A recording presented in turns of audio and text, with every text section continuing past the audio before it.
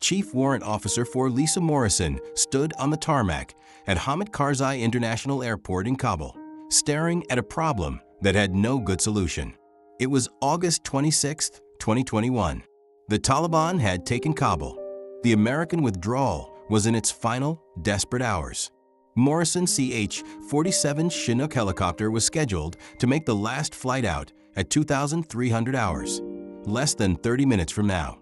Her mission brief was clear: evacuate 55 people from the designated pickup zone near the airport perimeter. That was the Chinook's rated passenger capacity: 55 seats, 55 people. Simple. But when Morrison flew over the pickup zone to assess the situation, nothing was simple. There were 247 people waiting. Afghan interpreters who'd worked with American forces for years. Their families, their children, all with special immigrant visas or documentation proving they'd helped the U.S. military. All desperate, all knowing that if they didn't get on this helicopter, they would be left behind when the Taliban came. Morrison landed the Chinook and stepped out. Her crew chief, Sergeant Mike Foster, met her at the ramp. "Ma'am, we've got a serious problem. There are 247 people here. We're rated for 55. Morrison looked at the crowd. Women holding infants. Children clutching parents' hands. Men who'd risked their lives translating for American soldiers, now facing execution if they stayed. "Ma'am," Foster said quietly, "if we overload this bird, we might not make off the ground.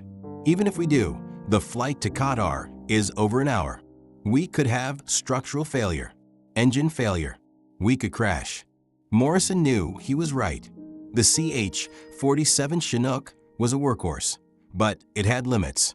Maximum passenger capacity was 55 people, about 12,000 pounds of human weight.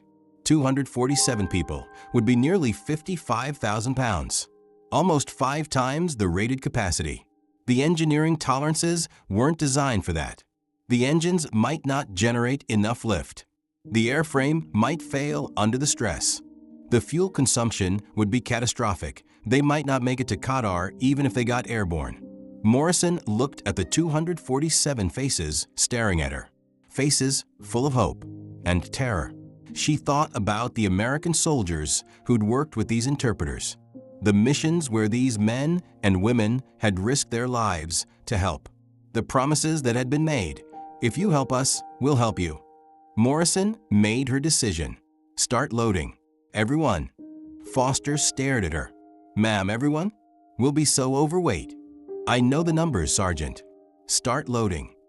"Ma'am, we might crash on takeoff." Morrison met his eyes. "Then we crashed together. But I'm not leaving anyone behind." Over the next 15 minutes, 247 people boarded the Chinook. They filled every seat. They sat in the aisles. They stood packed shoulder to shoulder. Parents held children on their laps. The cargo bay was filled with humanity. Morrison strapped into the pilot's seat and ran through a pre-flight checklist. The aircraft's weight sensors were screaming warnings. Every indicator was flashing red. The helicopter was reporting critical overload on every system. Foster's voice came through the intercom. "Ma'am, if we try to take off with this weight, I don't know what's going to happen." Morrison's hands were steady on the controls. "Neither do I, Sergeant. But we're going to find out." She increased throttle. The twin turboshaft engines roared, straining against the massive weight. The rotor blades spun faster, generating lift, but the helicopter barely moved. Morrison pushed the engines harder. The entire airframe shuddered. Metal groaned. Warning alarms blared in the cockpit. Slowly, impossibly slowly, the Chinook began to lift. Inches at first, then feet. The engines screaming at maximum power, the rotors thrashing the air, every bolt and rivet in the airframe stressed beyond design limits. They cleared the ground by 20 feet and began moving forward. The Chinook was supposed to climb smoothly. Instead, it lumbered through the air like a wounded animal, barely maintaining altitude. Foster: "Ma'am, we're not going to make it over the buildings." Morrison: "Yes, we are." She adjusted pitch, coaxed every ounce of performance from the struggling helicopter.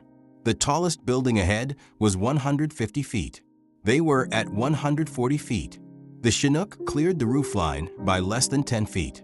Behind her, 247 people sat in terrified silence, understanding that their lives depended on an American pilot who'd chosen to risk everything rather than leave them behind. Before we continue, make sure to subscribe to Army Story so you never miss these true tales of courage. And tell us in the comments, where are you watching from today? Morrison's radio crackled.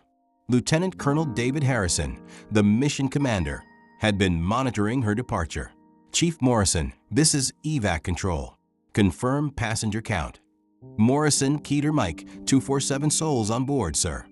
There was a long pause. Then Harrison's voice, tight with concern. Chief, your rated capacity is 55. You're nearly 5 times over. I'm ordering you to return and offload. Sir, this is the last flight out. There is no next helicopter. If I offload 192 people, they die. Chief, if you crash that overloaded bird, all 247 die, plus you and your crew. Morrison looked at her instruments. Every warning light ablaze. Fuel consumption already 35% higher than normal. Engine temperature climbing. Sir, I made a promise to these people.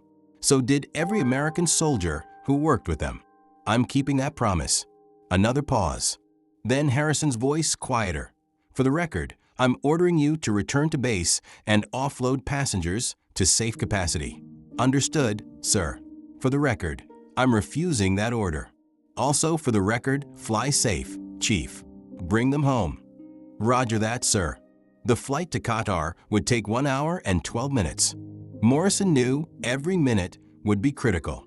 Foster was monitoring systems from the crew station. Ma'am, fuel consumption is 40% over normal. We're burning through reserves faster than calculated. We might not make it to Qatar. What's our estimated fuel at arrival? If consumption stays constant, maybe 10 minutes of reserve. Maybe less. Morrison did the math. 10 minutes of fuel was a razor-thin margin. Any headwind, any need to divert, any increased consumption, and they'd fall out of the sky over the desert. We'll make it work, Sergeant. In the cargo bay, 247 people sat in near silence. Some prayed, some held each other, some stared at the walls, processing the reality that they were flying in a helicopter that was carrying 5 times its rated capacity. One man, an interpreter named Rahim, held his 7-year-old daughter Amina close. He'd worked with American forces for 9 years. He'd been on over 200 combat missions. He'd saved American lives by translating conversations that revealed enemy positions. And now, an American pilot was risking her life to save his. Amina whispered, "Bob, are we going to crash?" Rahim held her tighter. "No, my daughter. The American pilot is very brave. She will get us to safety." "How do you know?" "Because she promised. And Americans keep their promises."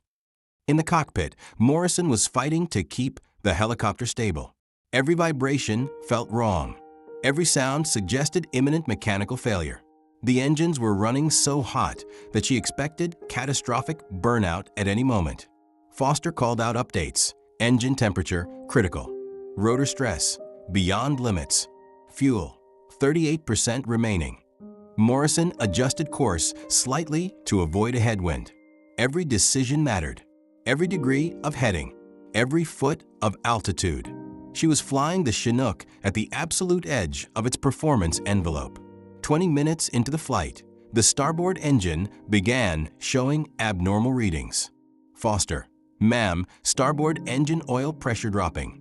Temperature spiking." Morrison checked the gauges. The engine was failing.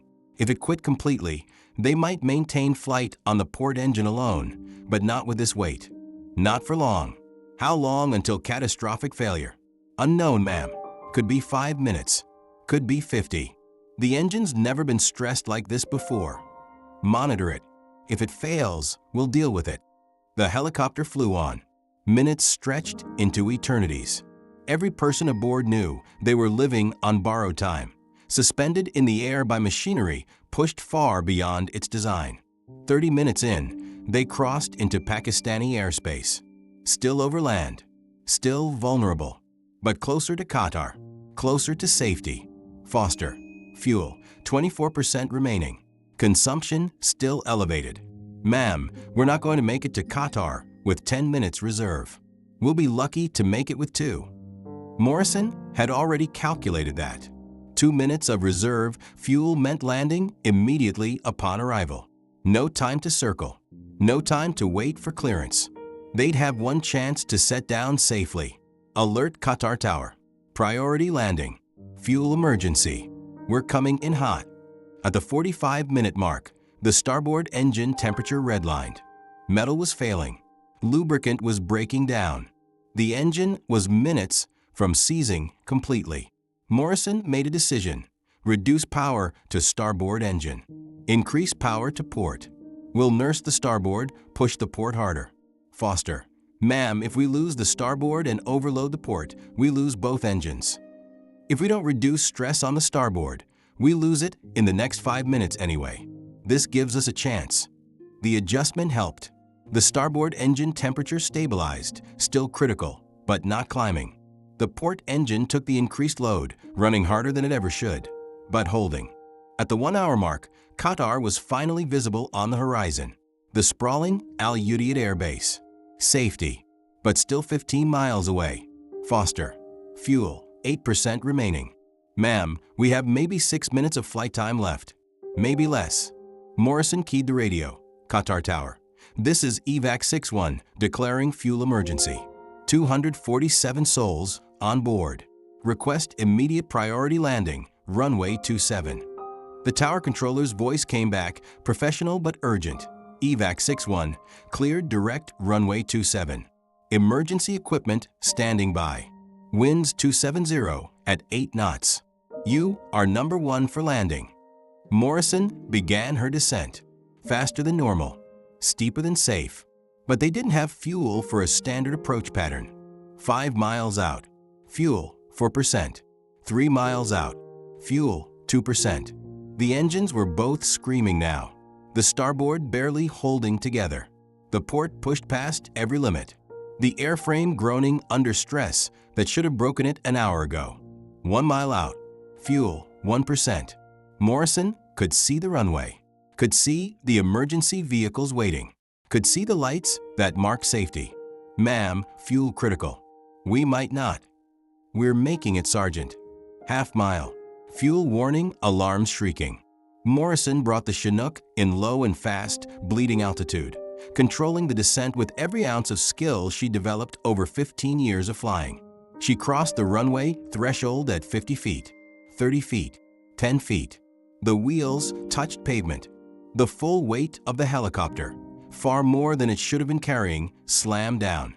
The landing gear absorbed the impact, stressed beyond design, but holding. Morrison cut engines.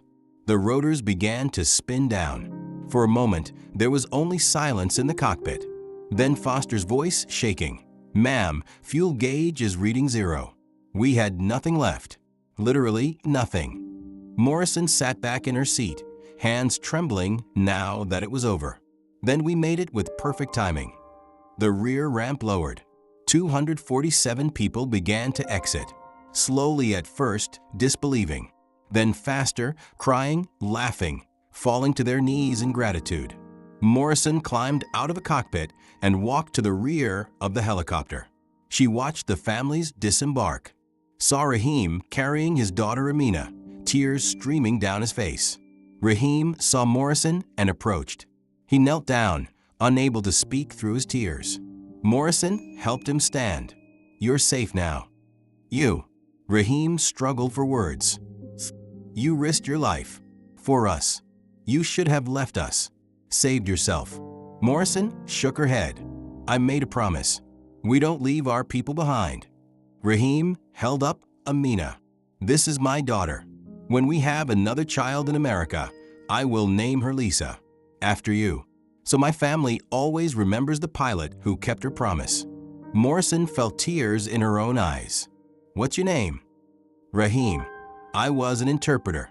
9 years. Rahim, you saved American soldiers for 9 years. Today, I just returned the favor.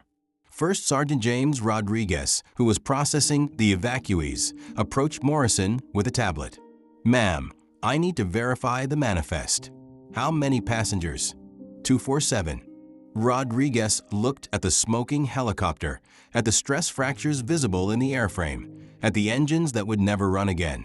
"Ma'am, the rated capacity is 55. "I know, First Sergeant." "How did you not crash?"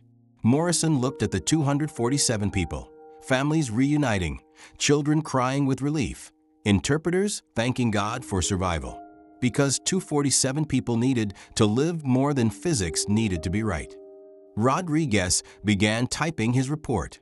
"Ma'am, I'm required to document this. The capacity violation is going to trigger an investigation. I understand. I violated regulations. I exceeded safety limits. I disobeyed direct orders.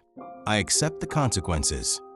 Ma'am, for what it's worth, I'm writing that I witnessed the most extraordinary feat of airmanship I've seen in 23 years. Whatever comes, I'm testifying on your behalf." Morrison nodded. "Thank you, First Sergeant. But I did what needed to be done. That's all." The investigation came 2 weeks later. Morrison was formally charged with willfully violating flight safety protocols, exceeding aircraft limitations, and disobeying direct orders from her mission commander. At the hearing, Lieutenant Colonel Harrison testified, "Chief Morrison disobeyed my orders. She endangered 247 lives by overloading that helicopter. By every regulation, she should face severe consequences." He paused. "She also kept America's promise. She saved 247 people who'd risked everything to help us. She did what every American soldier is supposed to do. She didn't leave anyone behind. I'm recommending her for the Distinguished Flying Cross." The board deliberated for 3 hours. Their decision was unprecedented. Chief Warrant Officer Lisa Morrison was found guilty of violating flight safety regulations. She received a formal written reprimand that would remain in her permanent record. She was also awarded the Distinguished Flying Cross for extraordinary achievement while participating in aerial flight under combat conditions. Morrison received both documents at the same ceremony: a reprimand for breaking the rules, a medal for keeping the promise. She framed both and hung them side by side in her home. 3 months later, she received a letter from Virginia. Inside was a birth certificate. Baby girl. Name Lisa Morrison Rahim. Born November 18, 2021. Parents Rahim and Zara. The letter read, "Chief Morrison, our daughter is named after you. When she is old enough to understand, we will tell her about the pilot who flew an impossible flight, about the promise that was kept, about the woman who chose 247 lives over regulations. Thank you for our family. Thank you for our freedom. We will never forget. Rahim." Morrison put the letter next to her framed awards: the reprimand, the medal, the birth certificate of a child named after her. 3 documents that told the same story. Sometimes keeping a promise requires breaking the rules. Sometimes saving lives requires risking everything. Sometimes doing what's right means accepting the consequences. Today, there's a memorial at Al Udeid Air Base in Qatar. It commemorates the final flights of the Afghanistan evacuation. On the wall is a photograph of a CH-47 Chinook helicopter, tail number visible, surrounded by 247 people who just disembarked. Below the photograph, an inscription: "The last bird out. August 26, 2021. Chief Warrant Officer Lisa Morrison and crew evacuated 247 souls on a helicopter rated for 55. Flying on 0 fuel reserves with failing engines, beyond all engineering limits, they kept America's promise: we don't leave our people behind." Every pilot who trains at Al Udeid walks past that memorial. They learn about Morrison's impossible flight, about the choice between regulations and lives, about the pilot who said, "Then we crashed together," rather than abandon 192 people to the Taliban. And they learn the most important lesson of military service: rules exist to keep people safe. But sometimes, saving people requires taking risks that break every rule. the CH-47 Chinook that made that final flight never flew again. It was too damaged, too stressed, pushed too far, beyond its limits. But it had completed its final mission. It had carried 247 people to freedom when every calculation said it would fail. Sometimes machines, like people, can do the impossible when the stakes are high enough. Moral of the story: true courage is doing what's right even when it means breaking the rules and accepting the consequences. Promises matter more than regulations. Lives matter more than procedures. And sometimes, the impossible is just what hasn't been attempted yet. If this story moved you, please subscribe to Army Story for more true tales of courage, sacrifice, and the heroes who prove that keeping promises is worth any risk. Until next time, stay safe, stay strong, and never forget the heroes among us.